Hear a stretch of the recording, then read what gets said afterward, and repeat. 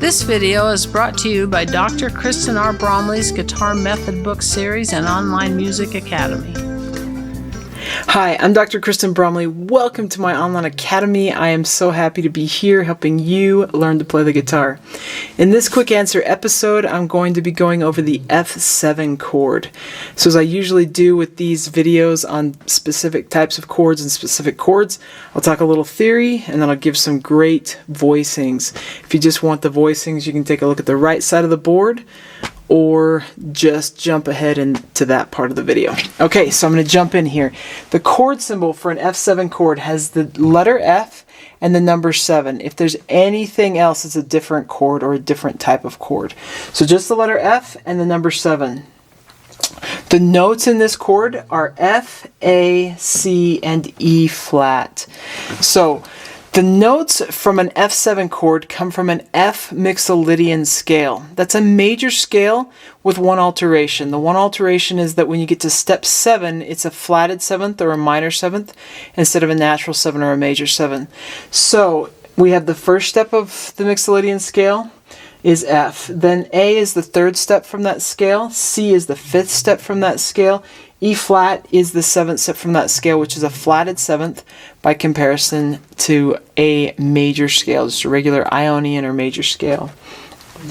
Intervallically speaking, so the distance between two pitches, which is really important. The distance between the pitches here sitting in this chord is what gives it the sound that we have that creates this F7 or F dominant 7th chord. So the root is the F, that's the starting pitch. That's the foundational pitch that the other pitches sit above. That's what builds upon the F, the root being the F. These other notes sitting above that F is what gives us the F7 chord. A is a major third interval above the root. C is a perfect fifth interval above that root. E flat is a minor 7th interval above that root. That's what gives it the defining dominant 7th sound. F, A, C, E flat. If it had an F natural or a major 7th instead, it would create a major 7th chord, which is a different type of chord. Very pretty. This one has a sort of a tension to it that says, please take us back home. Oh, doesn't that feel so nice? Please take us back home. Oh, isn't that nice? Okay, so this is a dominant 7th chord. It's in keys it can function as what we call a 5-7 chord that brings us back to the tonic or the 1 chord. Of course, you can learn more about theory in other videos, but let's go ahead and take a look at the voicing.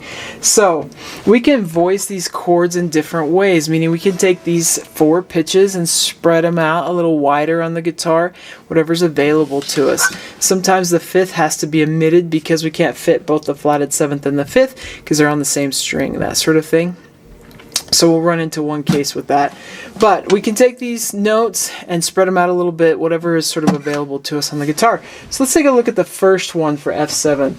We're going to use a 6-string bar chord. That means we're going to be barring across all 6 strings, and our lowest root is going to be on the lowest string, so on that 6th string, hence the 6-string bar chords. We're at the 1st fret with this F7 chord. So my index finger is barring across all 6 strings at the 1st fret, but it's actually just playing pitches on strings 1, 2, 4, and 6. The other strings will have fingers pressing down at other frets. So our middle finger goes 1 fret higher than the bar on the 3rd string, so at the 2nd fret on the 3rd string, and then our ring finger goes 2 frets higher than the bar on the 5th string. And once we do that, we get F7, just like so. The voicing for this one has the root, the 5th, the flatted 7th, the 3rd, the 5th, and the root. That's how that's voiced. So F7. Takes a lot of strength to play that one. Let's look at an alternate option in case we needed one further up the neck. We're going to be barring at the 8th fret. This is the 5th string bar chord because we're playing across the top 5 strings, barring across all those strings, just the top 5, not the 6th string. And our lowest root is sitting on the 5th string. So it's an F pitch at the 8th fret on the 5th string. We're barring across the top 5 5 strings. Our index finger is muting the 6th string, or at least I do. I usually push it up against it so I don't inadvertently strum that one and get a pitch that doesn't belong in the chord. So our bar across those top 5 strings, but our index finger is just going to be playing notes on strings 1, 3, and 5. Our ring finger on the 4th string is 2 frets higher, so that would be at the 10th fret, and then our pinky is also 2 frets higher, but on the 2nd string, and we strum across the top 5 strings, root 5, flat 7, 3rd, 5. That's how that's voiced. It's a great option for F7. Now, with this one, we have an other option for the 5th string form that sometimes gets used in place of the bar chord.